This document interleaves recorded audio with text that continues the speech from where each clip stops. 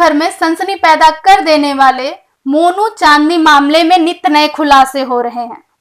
मोनू के पिता के द्वारा दायर की गई एफआईआर में कहा गया है कि मोनू उर्फ मनोज इनलैंड टावर के दूसरे तल्ले की खिड़की से चांदनी और उसके परिवार वालों ने धक्का देकर गिरा दिया था।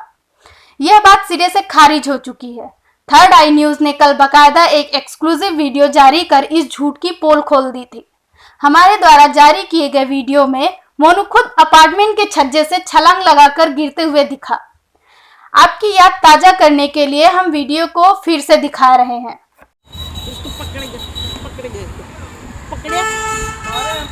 इस वीडियो में जहां मोनू एक और कह रहा है कि उसे मारा पीटा जा रहा है, लिहाजा वह जान बचाने के लिए छज्जे पर आ गया है। वहीं पीछे से किसी महिला की आवाज सुनाई पड़ती है कि मोनू उन्हें मार रहा था। इसी बीच मची चीख पुकार और रोने धोने की आवाज के बीच मोनू छज्जे से छलांग लगा देता है। यहाँ यह सवाल उठना स्वाभाविक है कि अगर मोनू मारपीट कर रहा था तो उसे छज्जे पर आने की क्या जरूरत थी। वह आराम से फ्लैट का दरवाजा खोलकर बाहर निकल सकता था। दूसरे, जब छज्जे पर वह आ ही गया था तो उसे छलांग लगाने की क्या जरूरत थी। वैसे ही वहां कई लोगों ने उसे देख लिया था और वह सुरक्षित उतारा जा सकता था। एक मनोवैज्ञानिक नजरिए से वाकये पे नजर डाले तो यह भावनात्मक आवेग का मामला लगता है कि इनलैंड टावर के दूसरे फ्लोर पर स्थित कमल दुग्गड़ के फ्लैट में 3 जून की सुबह जो कुछ हो रहा था उससे भवावेश में आकर मोनू ने आत्मघाती कदम उठाया।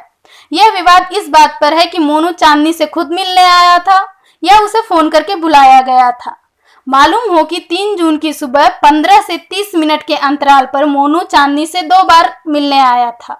मोनू पक्ष का कहना है कि उसे फोन करके बुलाया गया था, जबकि चांदनी पक्ष की दलील है कि उसने जोर जबरदस्ती घर में एंट्री ली। खैर, इस बात का खुलासा तो मोनू चांदनी की कॉल डिटेल खंगालने से हो जाएगा कि किसने पहले फोन किया था। दूसरी ओर थर्ड आई न्यूज की टीम ने जब चांदनी के पिता कमल दुग्गड़ से संपर्क करना चाहा तो वह कैमरे पे आने से साफ इनकार कर दिए। उन्होंने कहा कि उनका परिवार डरा हुआ है। वारदात वाले दिन घटनाक्रम को बताते हुए दुग्गड़ ने कहा कि मोनू जबरन उनके घर में घुस आया।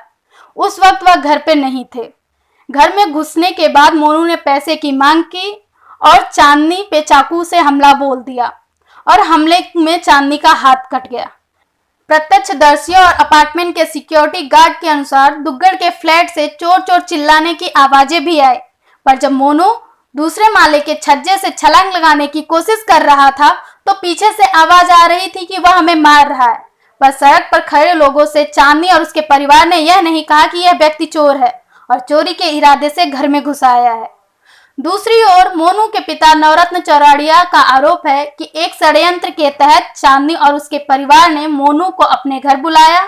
बुलाने के बाद उसने घर के अंदर से ताला बंद कर दिया और मोनू के साथ मारपीट करते हुए 1 करोड़ रुपए की मांग की।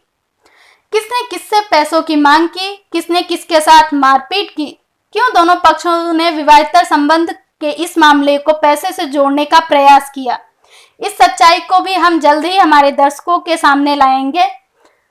बताते हुए चले कि थर्ड आई न्यूज मीडिया ट्रायल में विश्वास नहीं रखता है। हम परखे हुए प्रमाणित सबूतों के दम पर अपनी बात रखते हैं। बहरहाल हम गुड़गांव में चांदनी के ससुराल पक्ष से भी संपर्क साधा करने की कोशिश कर रहे हैं। उन्होंने चांदनी और उसकी कारगुजारियों के बारे में कई महत्वपूर्ण बातें हमें बताई हैं। उनकी पुष्टि होने के बाद ही हम सारी बातें आपसे साझा करेंगे। बने रहिए थर्ड आई न्यूज के साथ।